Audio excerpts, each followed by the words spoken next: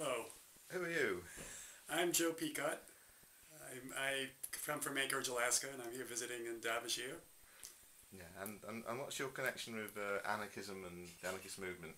I was one of the founding members of the Boston Anarchist Drinking Brigade a number of years ago in Boston, and I now have a publishing project called The Bad Press and publish a periodic newsletter called Anchorage Anarchy.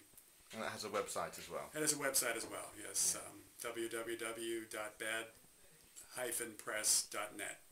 Yeah, and you distribute a magazine, and you still distribute pamphlets? Yeah, I still have some hard copies. There are a number of pamphlets.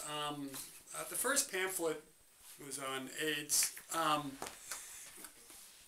called Misinformation and Manipulation, and I updated that years later as Disinformation and Distortion, talking about the politics of AIDS. Anyway, this was my first big writing project. I've been talking and ranting and complaining about it for a long time, and a friend of mine in Boston, another bad brigader, suggested I write something, and that was my first foray into serious pamphlets. Yeah. We also did a number of broadsides, as we called them at the time, one page, 8.5 by 14, sheets about various issues. They're available online as well, Yes, aren't they? yes. Everything here, these are some hard copies. This is Regulated to Death, about government regulation in general, how it affects relationships between people, affects the housing stock, healthcare. Again, separatism, this is, I think the ideas are applicable now. It was sort of came out of a different era in the anarchist movement when identity politics, not that they've gone away, were important in a different way. And Individualism Reconsidered, which set out my basic view of the kind of anarchist world I think it would be best if people move towards. I have a few hard copies available of this stuff. Generally, I'm not reprinting anything though anymore. I do a hard copy run of Anchorage Anarchy and send out to my small mailing list of 100 or so folks those copies. Any requests I get from reviews and other journals, I'll send out hard copies. And then when a new one comes out, I don't reprint except unless somebody asks for it specifically. But there are either HTML files or PDFs of all of this stuff online at this point. Yeah. Are you involved in any projects in your community where you live? Somewhat. There's an anti-war group, Alaskans for Peace and Justice, which I participate in some of the activities of. I'm not a meeting goer with these folks, but I do show up at the demonstrations against the war and so on. As we were talking earlier, I mentioned that I had been involved in this sort of May Day, Chicago 1886 events, dramatic interpretation last year. Yeah. So small projects like that. My main sort of community activity is trade union work. I'm a grievance officer in the local union there and do work around that. Yeah.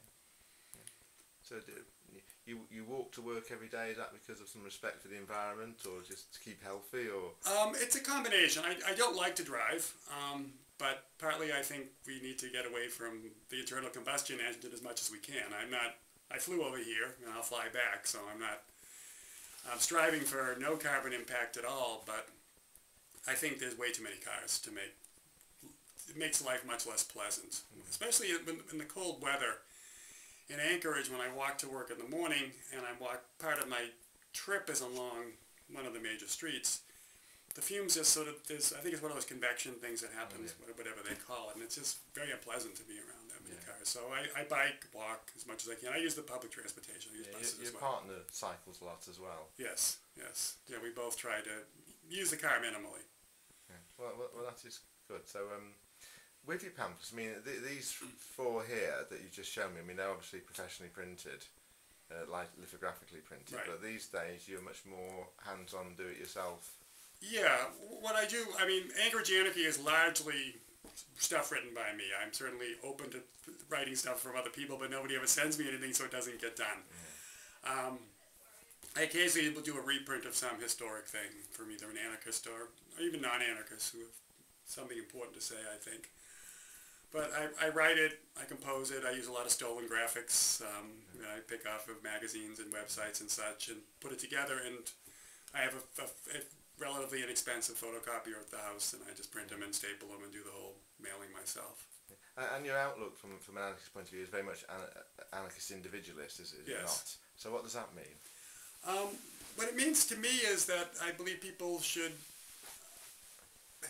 that private property is an important institution for people to have. I think there are arguments on both sides, to be sure, and I think some of what I and some people who would be anarchist communists or social anarchists or whatever, sort of in some ways, some of us have very similar goals and some of us have very different goals. I want to minimize the differences, but many people who call themselves communists or social anarchists also want to empower individuals and protect individual freedom.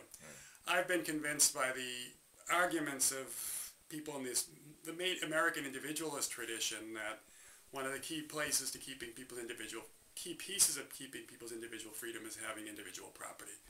And that's not owning factories where you employ other people. I believe that's an unjust acquisition of wealth based on other people's work. But owning shares in a company instead of owning it as a collective, owning the land you work and can use yourself or with your comrades or associates or whatever, gives you that little piece of your own that gives you some protection from community pressure. Because I believe even without a government, communities and groups can be oppressive and exert power over individuals in ways that I don't think would be consistent with my view of what anarchy would be. Yeah. So I mean, people like Benjamin Tucker influenced you. Yeah, Benjamin Tucker is the best writer in that tradition, I think. There's been a number of other Americans some of whose writings are okay, but their practice is important, I think, to look at. The Josiah Warren's Intentional Communities, Modern Times being the most recent one in the mid-1800s in the States and Long Island. And some of his time store experiments in labor notes, alternative currencies, but having a private property piece of it, but that didn't, in a system which people couldn't profit from other people's labor. I think his writings are very difficult to read at this point. However, there's books about his experiments that I find helpful. Yeah, I mean, it's interesting with Warren. I mean, his concept of, well, his labour notes, they've got similarities to Let's schemes, as far as I can see. And the concept he had of this equitable commerce, Right. I mean, it has echoes when you hear the fair trade being mentioned, because I can't see for life what is the difference between fair trade and equitable commerce. Well, I mean, one of my broadsides is entitled "Free Trade is Fair Trade," because I think, and that whole issue, what passes for free trade is not in fact free trade at all. Just as I don't believe what passes for the free market now is actually a free market, because people like Tucker, Warren, and myself advocate free markets and free trade. We mean something quite different by that, which is more, as Jonathan was saying, the equitable commerce. And it was equitable, the basic principle of Warren was the cost was the limit of price. It's not, there are variations on that theme, clearly it's rather simplistic, but he believed that in a true free market where people didn't have monopoly privileges granted by a power in the form of the state, that prices would be driven down through competition, and not hateful competition, but people churning out similar products and trying to do better than each other would drive prices down to the actual cost of production. The equitable commerce piece in terms of money is similar, that if people had different kinds of currencies and mutual banks and so on, again, you would minimize interest rates similarly because there would be competition. You wouldn't have a monopoly money either. You had the four big monopolies, which were?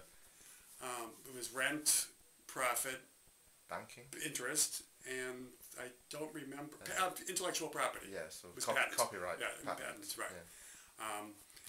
And you know, the patent thing is interesting. Some of the more modern anarchist capitalist types have talk about free market copyright. I just believe just cannot be such a thing in a free society. That if you write something, and it's Wendy McElroy, even though she argues for some sort of free market copyright, as she would call it, says if you want to keep your ideas your own, don't share them with anybody. That's the only way to keep them your own. That once they're out there in the marketplace of ideas, especially in the age of the internet. Yes. Well, your ideas are out there in the market. Yes, they're on the internet. So thanks for talking to me today, Joe. Cool.